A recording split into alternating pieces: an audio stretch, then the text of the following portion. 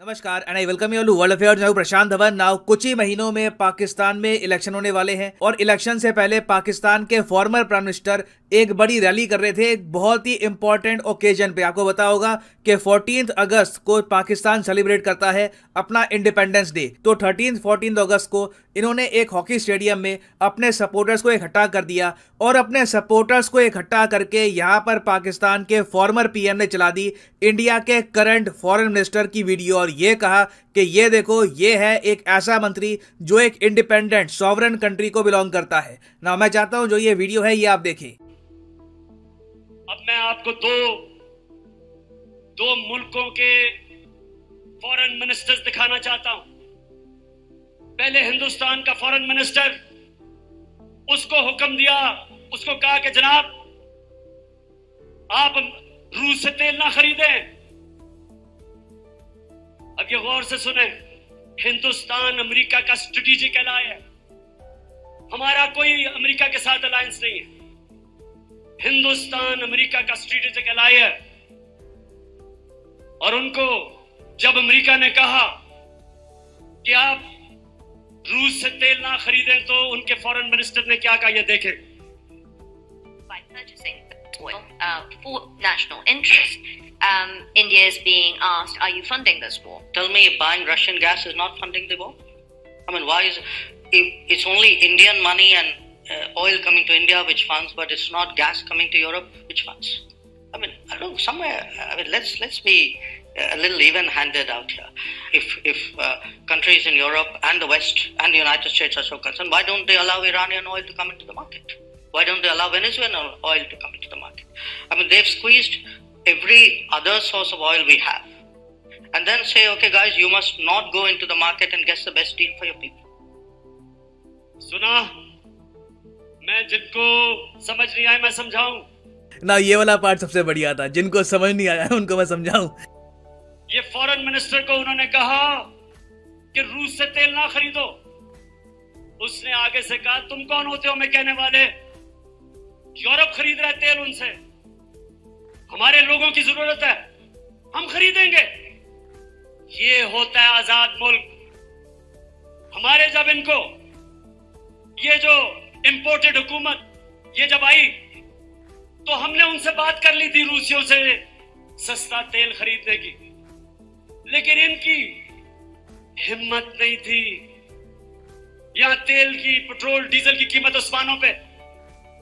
वैसे मैं आपको ये बता दूं कि मैंने कभी भी मैंने ये देखा नहीं है कि इंडिया के विदेश मंत्री को इतनी शोहरत मिल रही हो इंटरनेशनली। और स्पेशली देखो पाकिस्तान में आपको पता होगा वहाँ पे एक काफ़ी एंटी इंडिया सेंटिमेंट है।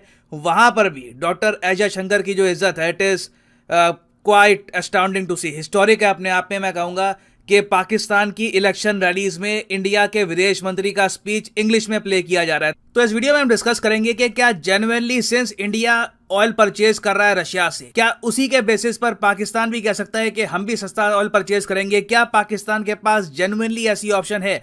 और क्या यही एक चीज है जो पाकिस्तान को डिस्टिंग्विश करती है फ्रॉम एन इंडिपेंडेंट कंट्री? तो काफी कुछ यहाँ पे आपको जानने को मिलेगा, मगर आगे बढ़ने से पहले आपसे एक क्वेश्चन पूछूंगा। क्वेश्चन यहाँ पर यह है कि रिसेंट कॉमनवेल्थ गेम्स 2022 में भारत की मेडल टैली में रैंक क्या थी? ये है यहाँ पे आपकी ऑप्शन, 3rd, 2nd, 4th या फिर 7th। कमेंट सेक्शन में करिए उत्तर। सही आंसर मैं आपको दूंगा वीडियो के अंत में। नाउ पाकिस्तान में इन्फ्लेशन आप अगर देखो तो 24-25% के आसपास पहुंच चुकी है। फ्यूल बहुत ही ज्यादा महंगा है पाकिस्तान में। आप सेम केस देखोगे बांग्लादेश में, श्रीलंका में। इंडिया परहैप्स अकेला देश है जहां पर सरकार ने भी काफी रोल प्ले किया है, काफी जगह टैक्सेस कम किए हैं और हमने कैसे भी करके मैनेज किया है कि पेट्रोल डीजल जरूरत से ज्यादा महंगा ना हो जाए। इंटरनेशनल लेवल पे जो प्राइसेस चल रहे हैं वो प्राइसेस हमारी जनता को पे ना करने पड़े। तो पाकिस्तान के फॉर्मर पीएम यहाँ पर ये कह रहे हैं कि अभी जो करंट गवर्नमेंट है पाकिस्तान में ये बहुत ज्यादा प्रो यूएस है। एक्चुअली यूएस ने ही ये गवर्नमेंट सेटअप करी है, इसलिए ये लोग रशिया से ऑयल परचेज कर नहीं रहे। देखो रियलिटी ये है कि पाकिस्तान की करंट गवर्नमेंट ने भी काफी बार कोशिश करी रशिया से ऑयल परचेज करने की। यहां पर आप देख पाओगे Pakistan open to buying cheap Russian oil if no sanctions imposed. ये देखो डर आज के समय हर छोटे देश को है कि यूरोपियन यूनियन और यूएसए के सैंक्शन लग सकते हैं अगर ये लोग रशिया से ऑयल परचेज करते हैं। और ये डर सिर्फ पाकिस्तान में नहीं है, रिसेंटली हमने देखा है कि यूएसए ने अफ्रीका को भी वार्निंग दी है कि किसी भी अफ्रीकन कंट्री ने अगर रशियन ऑयल परचेज किया तो उस कंट्री को यूएस दंडित करेगा। इन लोगों ने कहा है कि फर्टिलाइजर आप परचेज कर सकते हैं, ग्रेन आप परचेज कर सकते हैं, क्योंकि लिटरली इसके बिना लोग भूखे मर जाएंगे, मगर बाकी जगह फ्यूल में आपको कोई भी रशियन ऑयल परचेज नहीं करना। और आप नोटिस करेंगे दुनिया में बहुत ही चुनिंदा कंट्रीज हैं जो इतने ज्यादा इंटरनेशनल प्रेशर के बावजूद लगातार रशिया से ऑयल परचेज कर रहे हैं। और इसका रीजन पता है क्या है?